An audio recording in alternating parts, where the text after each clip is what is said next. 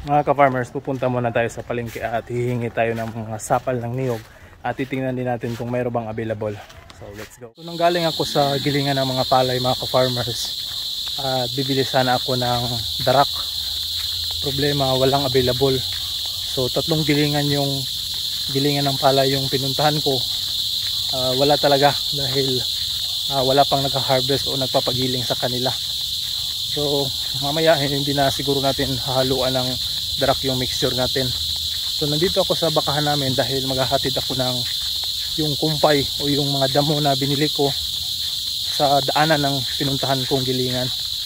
So para meron tayong mapakain sa mga baka natin.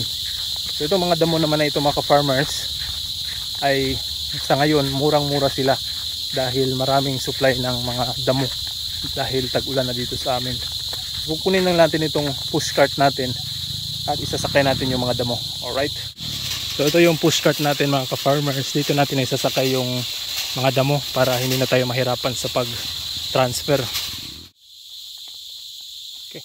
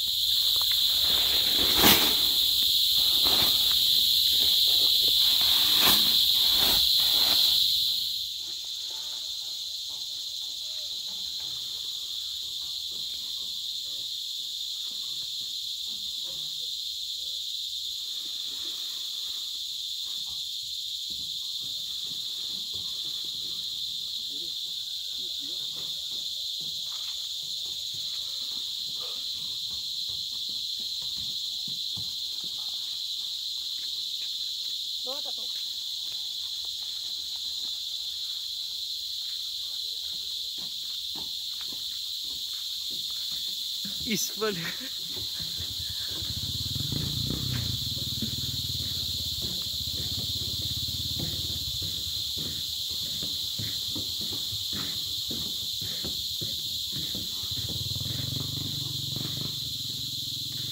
Bentar dia. Uy. Kan ni yang bit-bit. Dia bukan.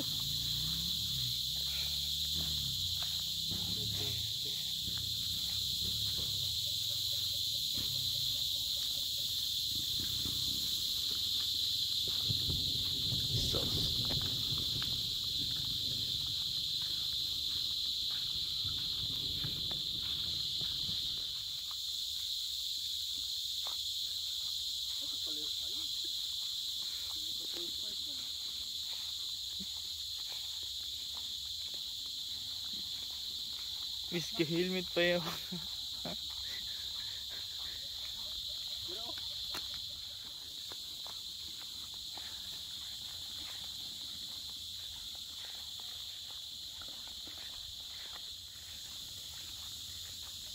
Yung mga damo na hinakot natin. So yung binili natin doon. Papasok natin dito. Mamaya papakain yung iba dito. At yung iba para bukas na. Alright.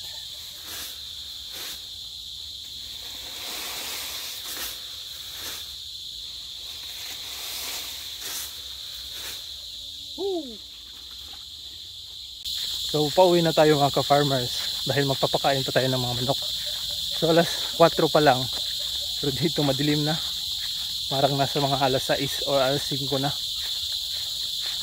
So yung kapatid ko na lang at saka yung tatay ko ang magpapainom ng baka dito. Dahil magpapakain pa tayo ng mga manok. Alright, let's go. So ito yung mga sapal ng niyog mga ka-farmers. Yung iba dito ay yung kanina kinuha natin doon sa hiningi natin doon sa tindahan. Kaya ito na mix na natin ito dito sa isang malaking planggana. At ito naman yung ating slice kanina o na chop na Madre de Agua. So medyo may kadamihan yung nagkuha nating Madre de Agua dahil maraming dahon yung puno natin. So ito ay i-mix natin sa sapal ng niyog at hahaluan din natin ng cattle concentrate yung ating mixture. So haluin lang natin ito na mabuti mga ka-farmers para equally distributed yung sapal ng niyog at saka itong Madre de Agua o dahon ng Madre de Agua. So So ngayon naman mga ka-farmers ay pag-uusapan natin yung crude protein ng cattle concentrate. So ang crude protein mga ka-farmers, ito yung protina na laman sa feeds na cattle concentrate. So ito ang cattle concentrate mga ka-farmers na mabibili natin sa Agribit. So ang crude protein nito ay nasa 16%. So ang 16% mga ka-farmers ay same din sa ibang klaseng feeds na o pangpatuka ng manok or sa baboy na feeds ay 16% din. So napakaganda, mataas yung crude protein nito. Ang breeder pellets ay nasa 17.5, so konti na lang yung kulang at magpareha na sila ng crude protein. So ito yung ginamit natin dito sa pagpapakain ng ating mga alagang manok. Konti lang yung inilagay natin dito, ay hahaluan pa natin ito ng crack corn at saka yung 7 kinds na warbird. Dahil tag-ulan mga ka-farmers, kailangan kong maglagay ng crack corn at saka yung 7 kinds na grains para hindi giginawin yung mga manok natin. So ito, ihalo natin din dito yung mais na ito, yung crack corn na binili rin natin. Medyo napamahal ako dito mga ka-farmers kasi naubusan yung murang mais. Ito ay nasa 44 pesos per kilo yung bili ko dito. Kaya okay lang at nakabili tayo nito. So i-mix natin yan dito sa ating mixture para hindi masyadong ginawin yung mga manok natin kapag nakakain itong crack corn. At ito naman mga ka-farmers ay ito yung tinatawag na 7 kinds warbird. Ito rin mga ka-farmers ay nasa 12% yung crude protein nitong mixture na ito. Dahil meron na itong mga grains ng barley with yung munggo, merong crack corn at iba pa, 7 kinds na grains yan mga ka-farmers ang nakahalo dun. Kaya mainam ito, pwedeng ipakain sa ating mga alagang manok. Sa ngayon, dahil tag-ulan, kailangan nating supplyan ng mga grains mga ka-farmers. So ito mga ka-farmers, umuulan. Alas 5 na ng hapon at magpapakain tayo ng ating mixture. So ayos lang ito mga ka-farmers kung wet feeding yung pinapakain natin.